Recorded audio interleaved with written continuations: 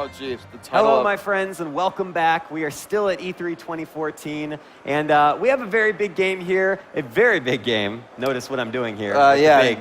Clever. Very important pun. We have a big game for anybody that's into the music scene. And I am joined by my friend and colleague, Nick Accordino, who is the associate producer on BigFest. BigFest. On the PS Vita. So thank you for joining us, by the way. Absolutely, my pleasure. And I guess before we start looking at some B-roll footage, do you want to give us like the elevator pitch on BigFest? Sure. So BigFest is our free-to-play music festival, I'd say simulator, for the PlayStation Vita. So the idea is very low barriers to entry. Everyone can get into it. You're managing a festival. You're trying to become the best music promoter, the best festival promoter in the world, and at the same time discovering new unsigned bands that you've never heard of before.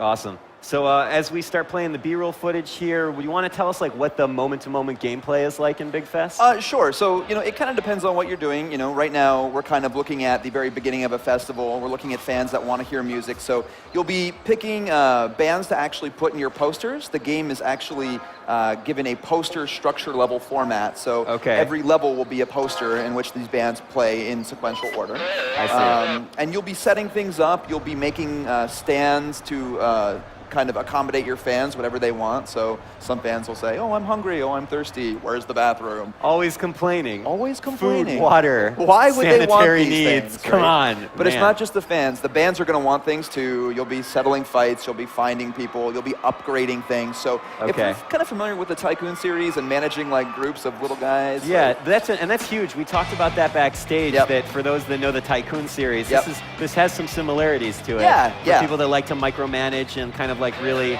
create their own thing that's going on. Absolutely. I love the size of this very small concert right now. Yeah. Well, you said we're just getting started, right? Just getting started. This is the very beginning. And you'll see in the top middle of the screen, there's a kind of a vibe meter. And that's what you want to keep as high as you can. Yeah. I love that name. The vibe meter, yeah. The vibe meter. And the vibe meter will go up and down depending on what's happening at your festival. Okay. Sometimes your posters will be themed, so you want to get the right bands to play at those posters, those venues. Oh, okay. So right now, we're actually looking at someone else's concert. So your festival is persistent. So at any time, you can go into your friends' festivals as well and kind of mess with them or help them out. So this is Lola's concert. It's kind of modded out. She has a big crowd, but we're going to use a prank token right here and kind of scatter her fans. Why would you do that to Lola? Why wouldn't you do that? Look at all these people. People could be hurt. It's disaster, man. I'm sure they'll come back. If you were in that crowd, you would be freaking out right now. I think they are freaking out a little bit. But here's another good look at what a nice modded out festival looks like. We've got a Ferris wheel, some nice attractions. Everybody's having a good time. But honestly, you're going to be able to also help people too. So you could help people build things. Kind of in that little asynchronous multiplayer kind of way. Your festival is always going to be there to add things to, even when the posters aren't happening. Cool. Do you want to talk a little bit about the progression system at all? Like how people will be kind of moving, like upgrading over time? Yeah, so you'll start with very, very basic things, very basic food stands, etc. You actually have a level, so you'll be gaining levels as you play the game, as you clear posters. I'm already sold. And then, we can end the interview now. So as you go up levels, you'll be able to add more and more songs to your posters and actually take on harder challenges. The team's thinking about boss posters right now, which might have a few special things happening. But just all sorts of things can happen at your festival, and it's your job to really kind of take care of all of your fans, all the bands, and to really just discover the new music. And that's actually something I wanted to talk about. So again, all of these bands, all these bands are unsigned. So they come to us from a company called Jamendo. They're a big aggregator of unsigned bands from Europe. So we're going to have a huge selection of songs that you can actually bring into the game at any point. Real songs by these real are bands. Real songs. You can look up these guys, and actually, when they're playing, you can kind of tap on their van to see who they are and what they've done. Awesome. But then, from the band's perspective, they're getting their unsigned music in front of a whole new audience on the PlayStation Vita. Yeah. Yeah, and like I said, free to play, so huge audience potentially downloading this and checking it out. It's a win-win for both sides, and we're just really excited to bring it to people. And you said that there's kind of a rotation element to the music as well. So yeah, a little bit. You're going to be exposed to it over time. Yeah, so we're going to have a huge portion of Gemendo's library available for our, for our players, but it will be switching out on a regular basis, so new stuff will be coming in. And actually, talk a second about the poster system. Please. So at the beginning of the game, you're going to have posters that only feature a headline band. As you go through it and as you level up, you'll be able to add more and more people to your posters. The headline band is actually going to be really important because whoever you put in your headline position will be earning fame, and they'll be earning more and more fame the better that vibe meter is at the end of the stages.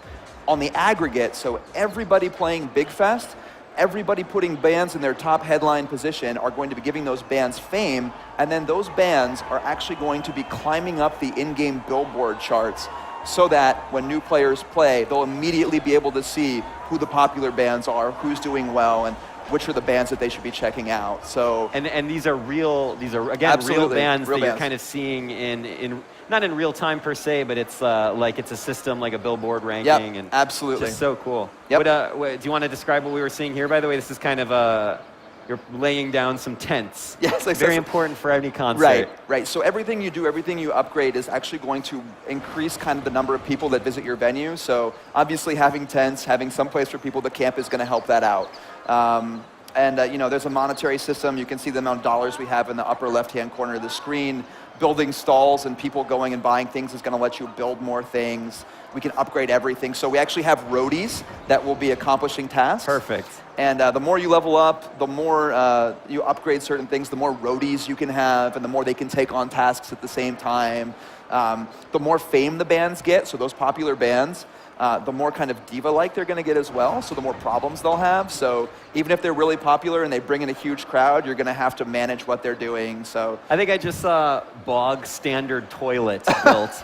Yes. So that's clearly a very high-quality establishment. Absolutely. Right there, the Bog Standard. And the fans will tell you what they think as well. So now I suddenly don't want to go to this particular concert. I'm going to go back to Lolo's concert instead. You can mod out your concert to be however you like. All right, beautiful. So you mentioned it was a free-to-play game. Free-to-play, yep. Do you want to talk a little bit about why the team wanted to approach the free-to-play design and how that affects the development? Sure. Well, I mean, with a game like this, with a game on the PlayStation Vita, we have a lot of I think bite-sized games, but we also have a device that has a ton of input options. We have lots of buttons, front and back touch, but we wanted something that was extremely accessible for a huge audience. So, I mean, have you ever met someone that doesn't like music? I can hand this to anyone, whether or not they've picked up a Vita before or not, and say, have a good time. You can almost purely use the touchscreen to navigate the game. So, cool. Honestly, it just made sense given the type of experience we're trying to give to people. Yeah, absolutely. And what kind of, often you see free-to-play games that are very, I guess, as you say, bite-sized, and they're compact experiences. I mean, have you seen in your own play sessions and others, what kind of experience they're getting? Is this the kind of game you pick up and play? Is it the kind of game you can, just crash on the couch and play for a long time? Oh, yeah, so you can, it's really kind of up to you. I kind of think of it as one of those games that,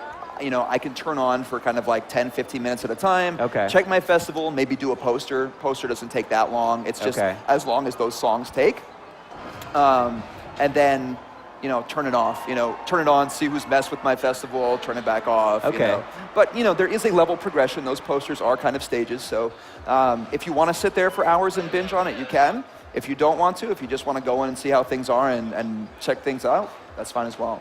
So if I want to upgrade my Bog Standard toilet, I can really just work at it. Make sure that they get the best toilet experience possible. However you want to run it. So do you want to talk just a little bit about what kind of music is actually available in the game? Does it cover a wide array of genres? I think there's 30 different genres that are going to be represented. Perfect. Everything from reggae to country. There's house music. Okay. Anything you can imagine is pretty much going to be in here. And like I said, some of the posters are going to be themed. So you don't want to bring a country singer to a heavy rock metal concert, right? That's not going to do very well for your vibe meter. Sure. So. Makes sense. Yeah, but that's kind of what we have going on. Now, if you, just as an associate producer, what do you feel like is the biggest element of this game, or the thing that draws you the most personally as a gamer? Yeah, so for me, this is the title, and I've said this before, that I can hand to anybody and they can enjoy it. Some other games I've worked on have had some very core gamer experiences attached to them, and if you didn't have experience with things, you couldn't really do anything. But it's not too hard to explain to people. Oh, look, tap on this, to upgrade. You can listen to real new music, and the audio quality on the Vita is amazing. So it's so good. Yeah. So this is the kind of game that you should put a pair of headphones into. Absolutely. Yep, that's what I would say as well. So. And I like the art style too. I mean, it just seems like you guys made a game that's very approachable. Yep. Like it's colorful, it's fun. I mean, I'm assuming a wide range of ages that different gamers can play it. Yeah, absolutely. Very, very, very family friendly. Despite that standard toilet that you might have seen. We just got to the B-roll again with the prank. Everyone likes to see crowds scatter. So is there when you said that you can not only invade other people's festivals, and we saw this prank here, you said you can also help as well? You can. I mean, do you want to describe how that works? Well, I can't get into it too much because it's still changing. But you can go in and help build things as well. If you see something broken in someone's festival, if you see something on fire, you can put it out. You can just help out in whatever way you want, because some of the things are pretty expensive to mod and to upgrade. So having someone come in and kind of lend a hand is definitely cool. So awesome. Well, do you guys are talking about when BigFest is going to hit PS Vita? BigFest hits PS Vita this year. This year? Yeah, this year. So the team's working really hard. Shout out to the team on the metal. They're in Sheffield in the UK. Oh, nice. Oh, so it's a UK team. Yes, it is. Coming to us through XDev in Europe, so our ski team. So they're awesome. This is their first title You've enjoyed working with them, is what you're saying. Fantastic. So they must be music fans, right? They're huge. Well, obviously. Well, I mean, they might. I mean, you never know. I mean, maybe they're like, we really, I guess we make a music game. Yeah, I don't know. Well. But they're big music fans. Yep. This looks like a great game for music fans, for fans of just going to concerts, going to festivals. You can play it for free on PS Vita this year. There's no reason not to check it out. Perfect line, perfect way to end. Nick, dude, thank you so much for joining us. BigFest is out this year on PS Vita, free to play. And I think next up we are going to be taking a look at some Devolver digital games. So please stay with us and enjoy your E3 2014. PlayStation